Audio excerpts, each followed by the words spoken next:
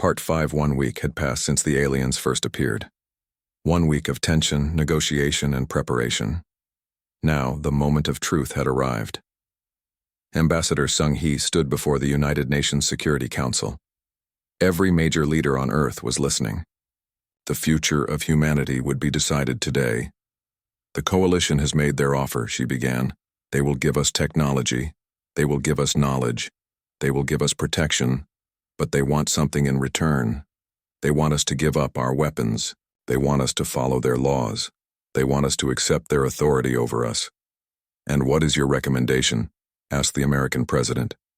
I recommend we reject their offer, Sung Hee said firmly. Not because we do not want their technology, not because we do not want to be part of the galactic community, but because we cannot accept their terms. We cannot give up our ability to defend ourselves. We cannot give up our independence. We cannot trade our freedom for their protection. But if we reject them, we will be alone, said the Chinese president. We will have no allies in a galaxy full of unknown dangers. We will not be alone, Sung Hee countered. We will have each other, every human on Earth. We have survived for 200,000 years by working together, by helping each other, by never giving up. We do not need the coalition to survive. We only need ourselves. And if they attack us? Asked the Russian president. If they decide we are too dangerous to live? Then we fight, General Taiyang said. He stood up and activated a display. Dr. Junwoo has completed his weapon. We can now break through their shields. We can hurt them. And if they attack Earth, we will hurt them badly. We may not win, but we will make them regret ever threatening us. The room was silent. Every leader understood what this meant.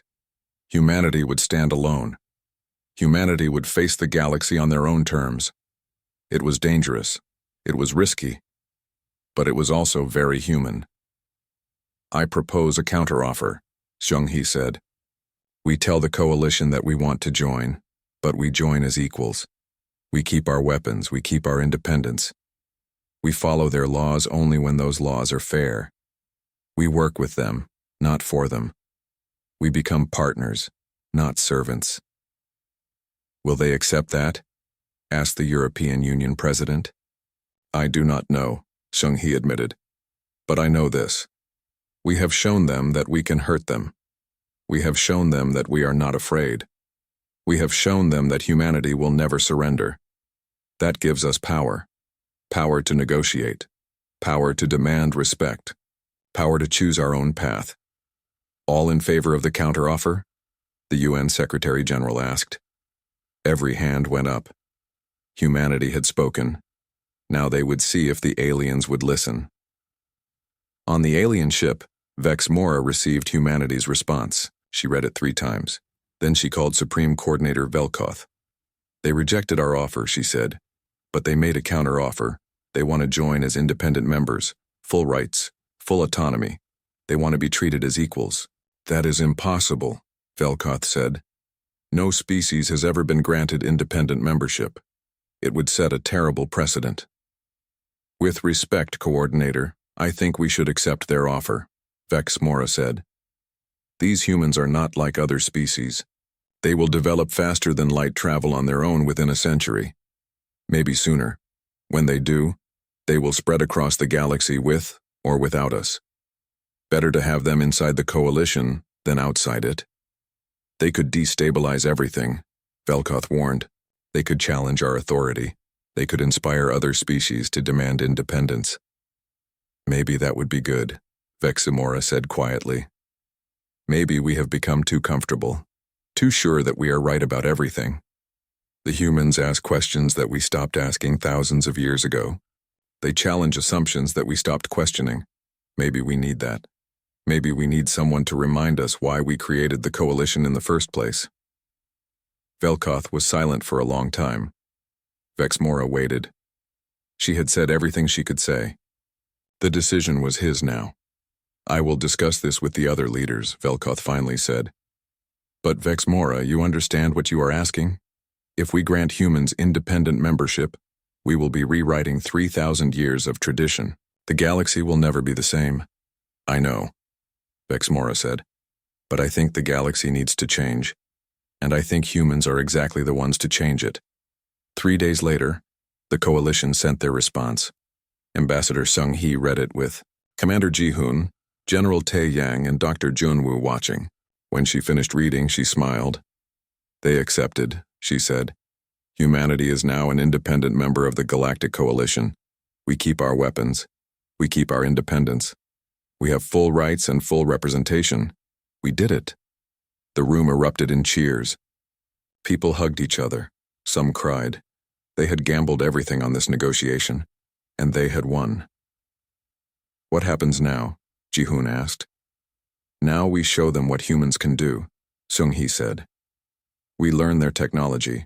We share our ideas. We work together, but we do it as equals, as partners, as friends. And if other species do not like it? General Tae Yang asked.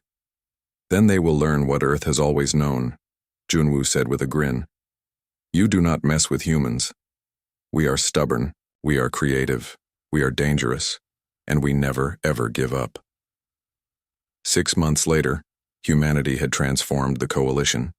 Human scientists improved shield technology. Human engineers designed better ships. Human diplomats negotiated new treaties. Human artists shared their culture across the galaxy. And human stubbornness inspired other species to ask for more independence too. The coalition was changing. Slowly at first, then faster. The old ways of doing things were being questioned. New ideas were being discussed. The galaxy was waking up after thousands of years of sleep. Vexmora visited Earth for the first time. She stood in Seoul and looked at the city around her. Millions of humans going about their lives. Building. Creating. Working. Dreaming. So much energy. So much potential. Do you regret your decision? Ambassador Sung-hee asked. She was showing Vexmora around the city. No, Vexmora said honestly. You humans are exhausting. You ask too many questions. You challenge everything. You make coalition leaders very nervous. But you also make us better. You remind us that the galaxy is big and full of possibilities. You remind us to never stop learning, never stop growing, never stop reaching for the impossible. That is the human way, Sung-hee said with pride. We always reach for the impossible, and usually we achieve it. Vexmora looked up at the sky. Somewhere out there, human ships were exploring new star systems. Human scientists were making new discoveries. Human diplomats were making new friends. The galaxy would never be the same again.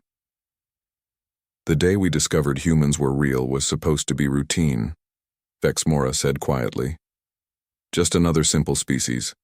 Just another entry in our records. But you humans are never simple, never routine, never easy. And never ever boring, Sung-hee added with a smile. No, Vexmora agreed. Never boring. And I am starting to think that is exactly what the galaxy needed.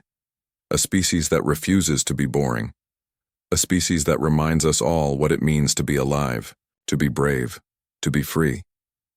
She looked at her human friend and felt something she had not felt in centuries. Hope. Hope for a better future. Hope for a changed galaxy. Hope that maybe, just maybe, the best days were still ahead. Welcome to humanity, Sung-hee said. We are glad you decided to be our friend instead of our enemy. Because trust me, you really do not want to be our enemy. Vexmora laughed. It was a sound her species made when they were happy. No, she said. I really do not. Humans are far too dangerous for that. And that is exactly why I like you. Together, human and alien walked through the streets of Seoul. Above them, stars shined in the night sky. Stars that humans would visit. Stars that would soon know what Earth had always known. That humans were real, and really, really dangerous, but also really, really wonderful. The galaxy would never be the same. And that was exactly how humans liked it. The stars were quiet in the Kepler 442 sector. Nothing moved through the dark space except for one ship. It was the Vrexian survey vessel, a large craft painted in silver and blue. The ship's name was Celestial Observer, and it carried a crew of scientists and military officers. They were looking for new worlds, new resources, and new species. Scoutmaster Vorith stood on the command deck.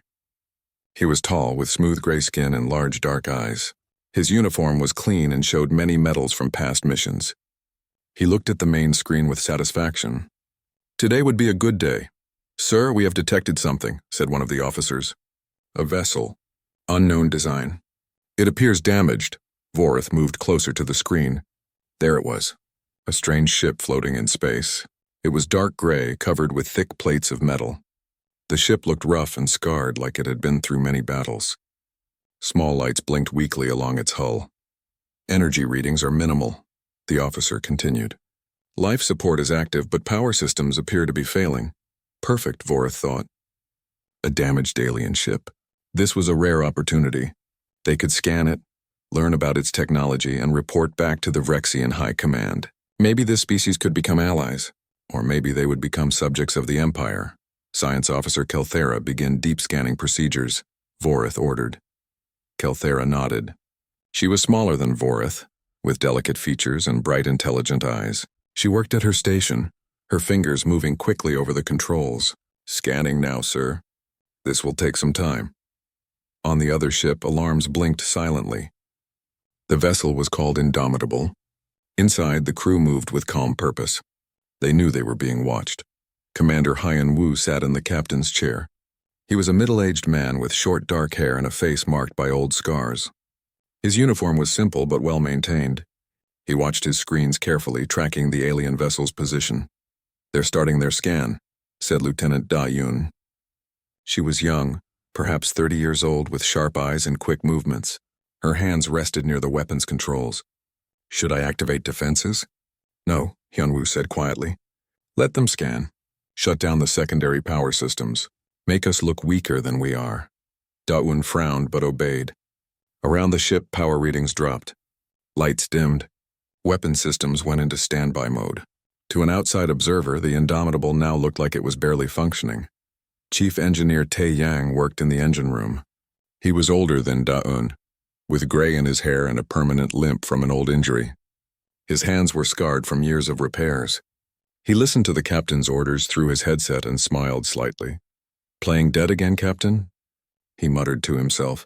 Smart. He made sure the backup systems were ready. If things went wrong, the ship could come back to full power in seconds. Back on the Celestial Observer, Kelthera's screens filled with data. The alien ship was strange. "Very strange. Initial scan complete," she reported. "The hull is remarkably thick. Multiple layers of armor plating.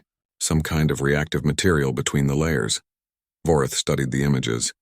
"That's excessive. Why would they need such heavy armor?" "Perhaps they face many dangers," Kelthera suggested. But something troubled her. This wasn't armor designed to deflect energy weapons. This was armor designed to absorb impacts, to take hits and keep functioning. It was armor built by someone who expected to be hurt. She went deeper into the scan. The ship's internal structure appeared. Multiple redundant systems, backup power generators, secondary life support, duplicate control systems. Everything was built twice, sometimes 3 times.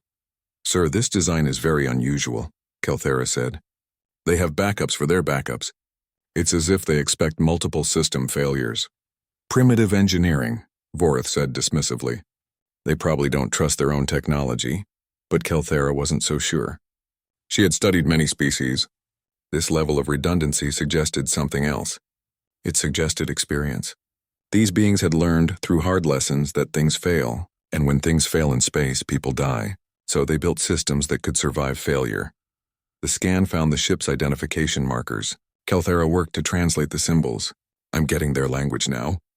The ship's name is Indomitable. It means something like undefeatable or unconquerable." "Arrogant name for a damaged vessel," Vorith observed. Kelthera found more text. It was engraved into the command deck's main wall. She translated it carefully. "There's a motto. It says, 'Never surrender, never forget.'" The words hung in the air. Never surrender. Never forget. What kind of species chose those words? Kelthera felt a chill run through her body. On the Indomitable, Dr. Ji-Wan entered the command deck. She was the ship's medical officer, a woman with gentle features and tired eyes. She carried a data pad and approached Commander Hyan Wu. Status report? She asked quietly. They're scanning us, Hyunwoo replied. Learning about our ship, our technology, and you're letting them.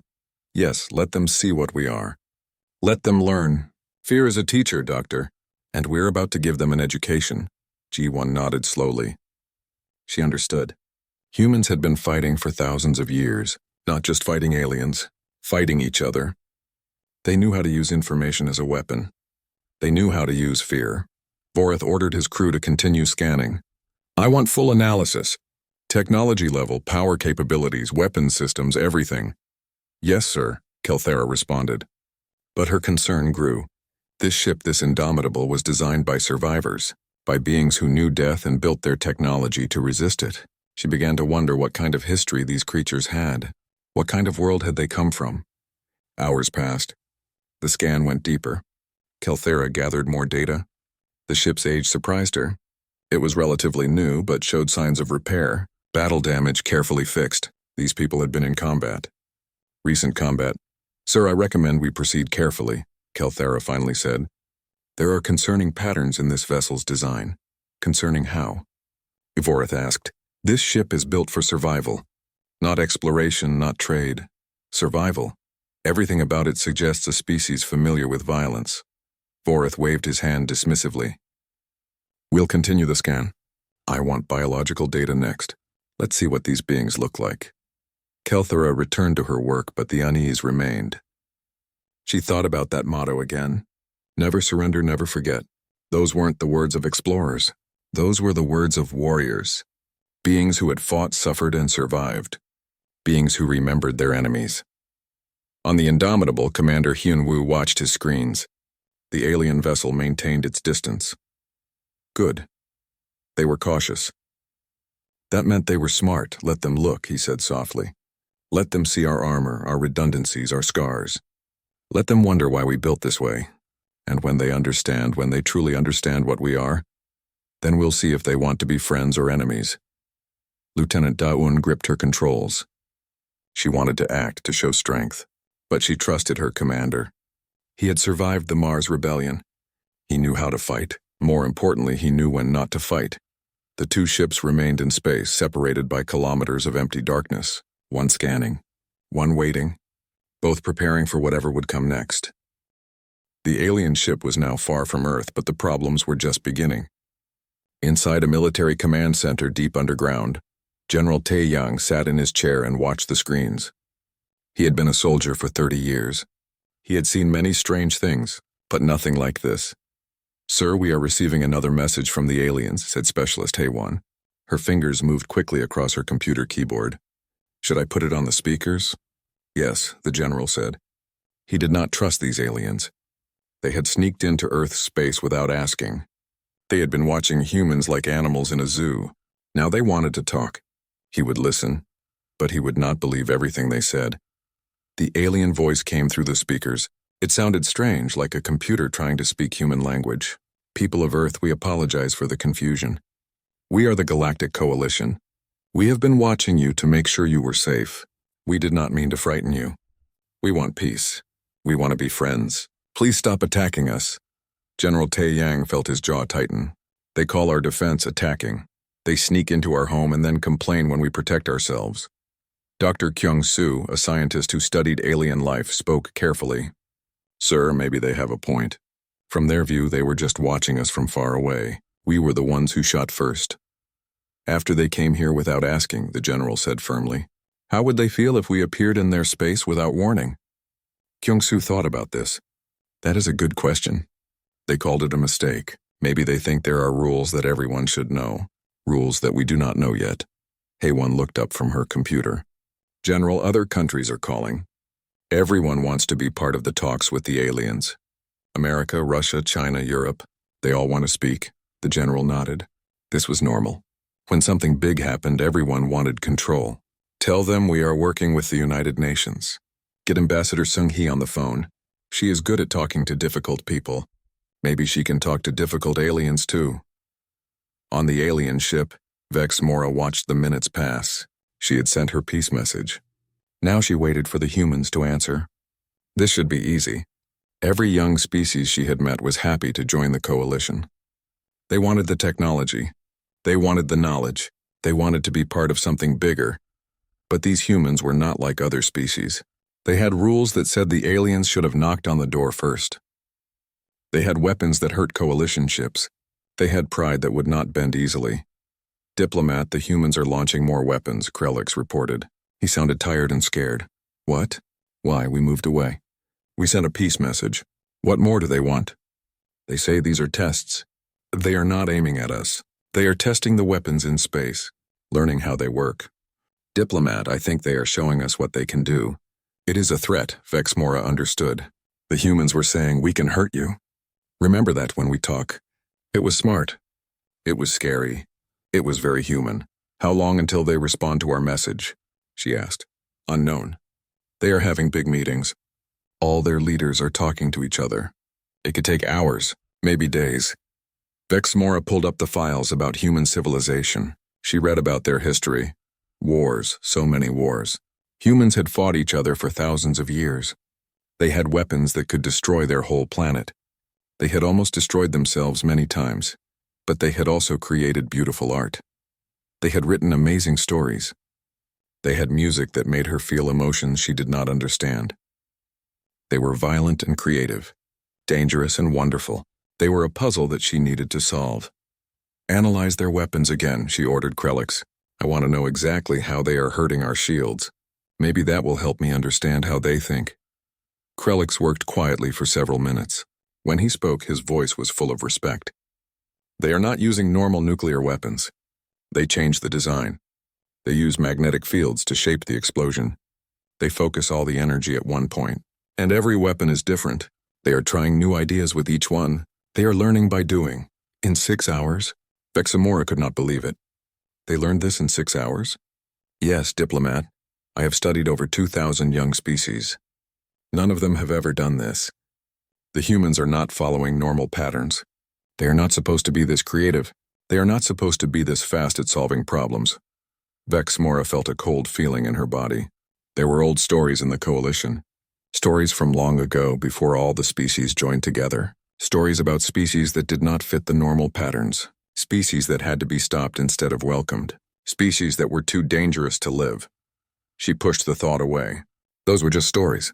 Scary tales to teach young diplomats to be careful. These humans were just clever primitives with a few lucky ideas. They would join the coalition. They would follow the rules. Everything would be fine.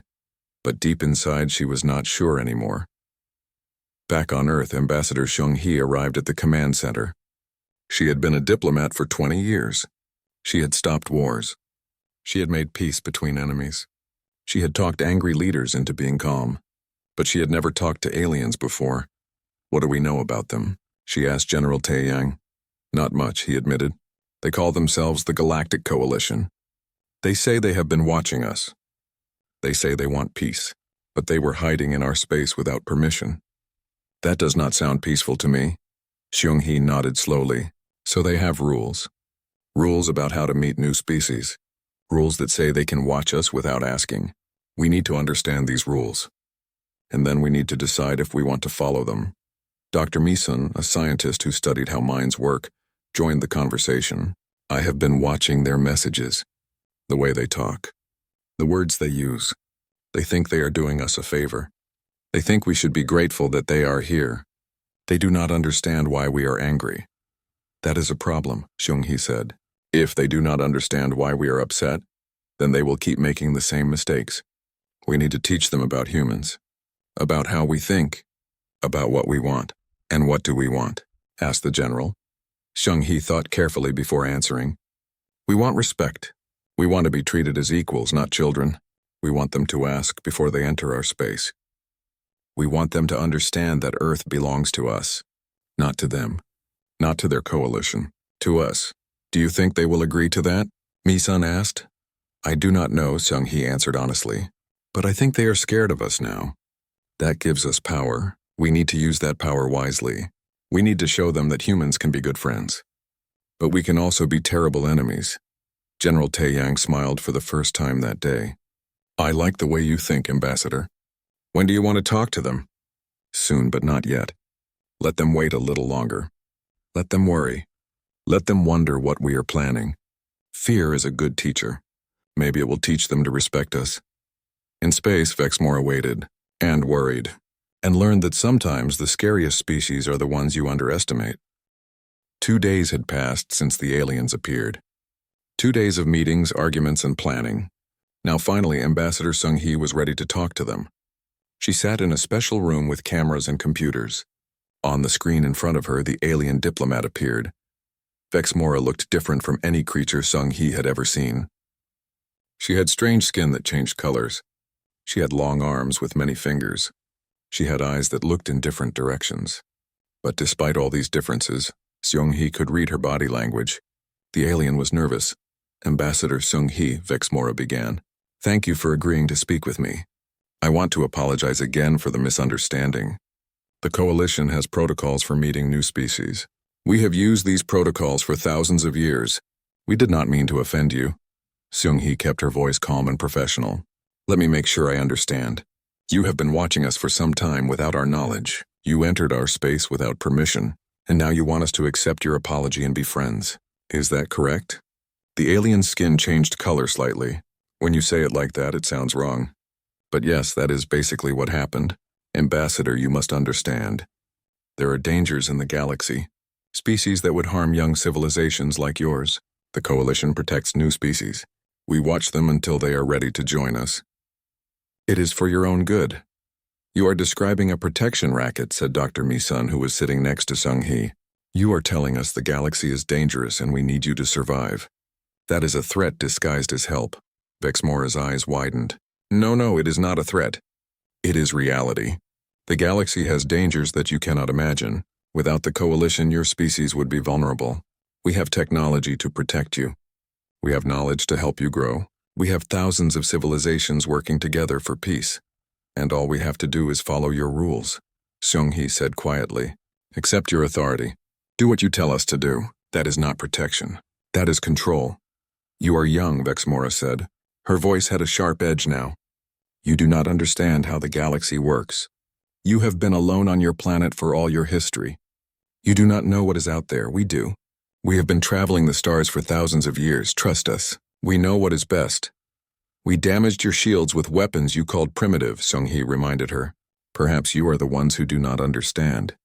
Perhaps we are not as young as you think. Silence filled the communication channel. Sung-hee watched the alien diplomat carefully. She saw the moment Vexmora realized she had lost control of the conversation. It was the same look politicians got when they knew they had made a mistake. I did not mean to insult you, Vexmora said finally. You are clearly more advanced than we thought. Your scientists are remarkable. Your weapons are impressive. But that does not change the basic facts. You need the Coalition. And the Coalition needs species to follow certain rules. What rules? Sung-hee asked. No aggressive military expansion. No weapons of mass destruction beyond your own star system. No hostile contact with other species. Except Coalition oversight for major decisions. These rules keep the galaxy peaceful. These rules keep the galaxy under your control. Mi-sun corrected. You are asking us to give up our independence. Our ability to defend ourselves. Our right to make our own choices. We are asking you to be part of something bigger than yourselves, Vexmora insisted.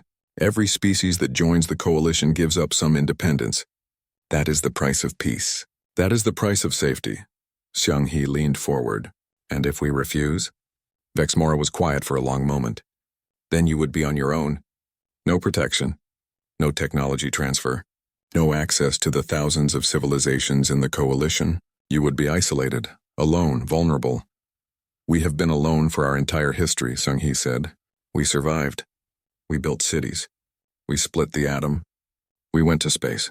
We did all of this without your help. Why would we need you now? Because now you know you are not alone, Vexmora said. Before, you thought you were the only intelligent species in the galaxy. Now you know there are thousands of others, some friendly, some not.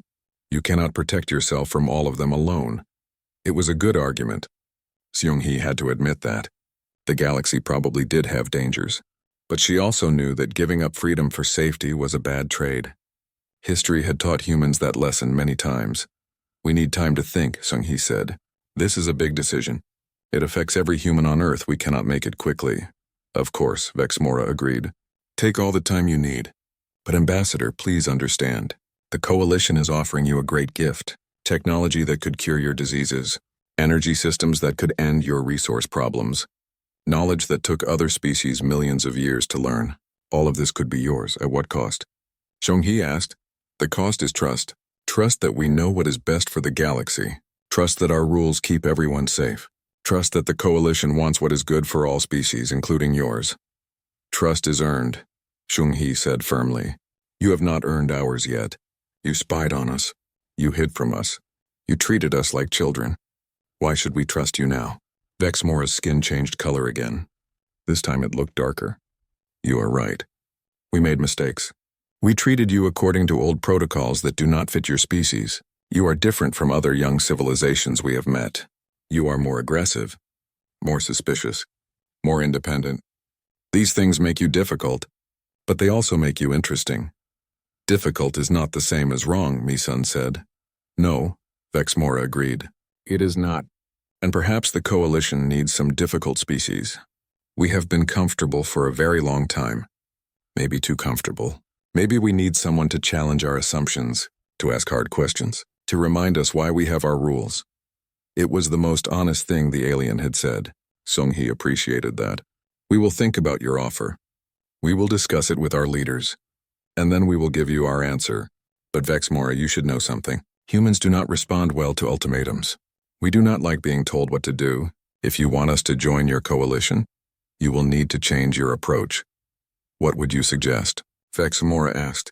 Treat us as equals, not as children who need guidance. Ask us what we want, do not tell us what we need. Give us choices, do not give us orders. Show us respect and we will show you respect in return. Vexmora was quiet for a long time. Finally she spoke. I will relay your words to coalition leadership.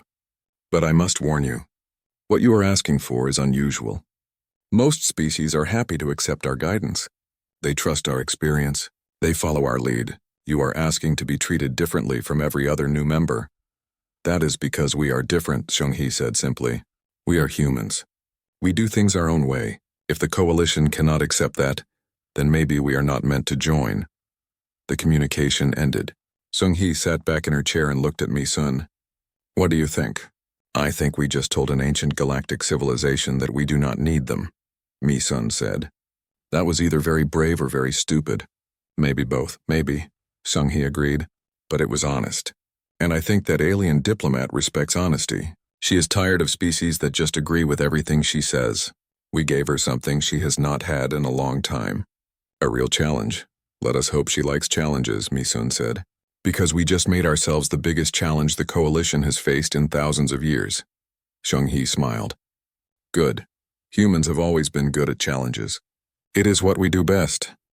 Far away from Earth in a massive space station at the center of the galaxy, the leaders of the Galactic Coalition were having an emergency meeting. Supreme Coordinator Velkoth read the report from Diplomat Vexmora for the third time. He still could not believe what he was reading. They damaged her ship, said Military Director Thoxal. A species that has barely left their own planet damaged a coalition diplomatic vessel. How is that possible? They modified their nuclear weapons, explained Science Director Morlan. They changed the design in real time. They experimented. They learned. And they did it all in less than a day. Velkoth looked at the battle data. Every human attack was different from the last. Each one was more effective. The humans were learning how to fight coalition ships, and they were learning fast. Too fast. They are persistence hunters, Morlan continued. Look at their biology. Their bodies are designed to chase prey over long distances. They do not give up. They do not stop. They just keep trying until they succeed. And they are pack animals, added Thoxal. Social creatures. They work together naturally. Look how fast they unified their response. Different nations, different languages, different cultures. But when the aliens appeared, they all worked as one team. Velkoth felt old. He had lived for many centuries. He had seen many things. But he had also seen the last time the coalition found a species that did not fit the normal pattern. He remembered the Kraxith. He remembered the war that lasted for 100 years. He remembered the billions who died. What are you thinking, Coordinator? Morlan asked softly. I'm thinking about the Kraxith, Velkoth admitted. I am thinking about what happened when we met a species that refused to follow our rules. No one spoke. The Kraxith were not discussed in polite company. They had been warriors, natural fighters. They had rejected Coalition membership and started conquering other planets. The Coalition had to stop them. The war had been terrible. Billions died. Whole planets were destroyed. Even now, 3,000 years later, the scars remained. These humans are nothing like the Kraxith, Thoxel said. But his voice was not confident, are they not? Velkoth pulled up more data. Aggressive, territorial, quick to adapt. And here's the most worrying part. They have not even united their own planet yet. They still fight among themselves. Imagine what they could do if they ever worked together permanently. So what do we do? Morlan asked. Quarantine them? Block them from leaving their star system? Or something worse? She did not say the last option out loud, but everyone understood. The Coalition had weapons that could destroy entire planets. They had never used them. But they existed. Just in case. Velkoth looked at the image of Earth. A small blue world at the edge of the galaxy. Home to billions of humans who did not know how much danger they were in. Send orders to the nearest fleet. Have them move to the edge of the Sol system. But do not enter. Just watch. And tell Vexamora to offer the humans immediate Coalition membership. Full benefits. Full technology transfer. You think they will accept? Thoxel asked. I hope so. Because if they refuse, we will know what they truly are. And we will have to make a very difficult decision. On Earth, Dr. Junwoo was working in his laboratory. He had not slept in 30 hours. He had not left his lab in 2 days. But he did not care. He had a puzzle to solve, and he was close to solving it. Look at this, he said to his assistant, Dr. Youngmi. The alien shields use frequency patterns. They spread the energy of our weapons across the whole shield. But there is a pattern, a mathematical pattern. If we can match that pattern, we can break through. Youngmi studied the data. You are right. But we would need to know the exact frequency. And I think it changes. They probably adjust it to defend against different attacks. So we hit them with multiple frequencies at once, Junwoo said excitedly. We cycle through every possible frequency. One of them will work. Maybe several will work. We can break their shields completely. How long will it take? 6 hours. Maybe 8. I can build a working prototype. Youngmi grabbed his arm. Junwoo, we are talking about building a weapon that could destroy an alien spaceship. Are we sure this is right? He stopped working. He looked at her. They came here without asking. They watched us like we were animals in a zoo. They think they can control us. If we cannot defend ourselves, then we are not negotiating. We are surrendering. I will not surrender. Not to them. Not to anyone. Youngmi thought about this. Finally, she nodded. 6 hours. I will get the team together. While scientists worked in laboratories and leaders argued in meeting rooms, Vexmora received new orders from Coalition Command. She read them twice to make sure she understood correctly. Then she called Ambassador Shung-hee. Ambassador, I have good news, Vexmora said. The Coalition has decided to offer humanity immediate membership. Full membership. You would have access to all our technology, all our knowledge, medical treatments that could cure every disease you know, energy systems that would solve all your resource problems, faster than light travel, everything you have ever dreamed of. Shung-hee listened carefully. The offer sounded wonderful, too wonderful. What do you want in return? You must accept Coalition authority, follow Coalition laws, and you must disarm. No nuclear weapons, no aggressive military research, no weapons that could threaten galactic peace. There it was, the trap. Give us everything we have built, and we will give you everything you need, but you will be helpless without us, dependent on us, controlled by us. I will discuss this with my leaders, Sung-hee said, but I can tell you now humans do not give up their weapons easily. We have learned through hard experience that the strong survive and the weak are conquered. You are asking us to make ourselves weak. You would not be weak. You would have Coalition protection. Our fleet would defend you. Our laws would protect you. You would be safer than you have ever been. As long as we obey your rules, Shung-hee said. As long as we do what you say. That is not safety. That is slavery dressed in nice words. Vexmora's skin changed color. She was frustrated. Why are you so difficult? Every other species sees the benefits. They trust us. They join willingly. Why do you fight us? Because we are human, Shung-hee said simply. We do not trust easily. We do not surrender easily. We do not follow easily.